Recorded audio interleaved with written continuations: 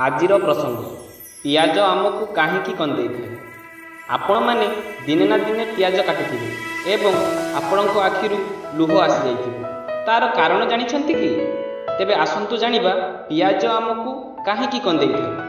Video आरंभ करने पूर्व जदि आपण आम चैनल नुआ तेबे वीडियो तले लाल रंगर सब्सक्राइब बटन को दबाई दिंतु एवं पाखरे थिबा घंटी बटन को दबाइबा बिल्कुल भी भूलिबेनी, जहाद्वारा आपण मैंने परवर्ती वीडियोर नोटिफिकेशन प्रथमे पाई परिबे।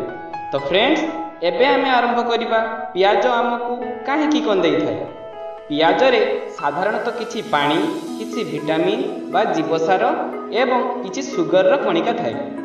सेगुड़िक मिश्रण रे आउ गोटे जिनिस थाए, ताहा हेउछि सल्फर। जेतेबेले आमे पियाज को काटि थाउ सेतेबेले सेथिरु सल्फर बाहरी बाइरे थिबा जलकणा सह मिसी सल्फ्यूरिक एसिड प्रस्तुत करे, जहा बहुत गंधेइबा सह आम आखिरे रिएक्शन करी आखिरु लुह झराई देइथाए एवं आम आखिरे जंत्रणा मध्य करिथाए।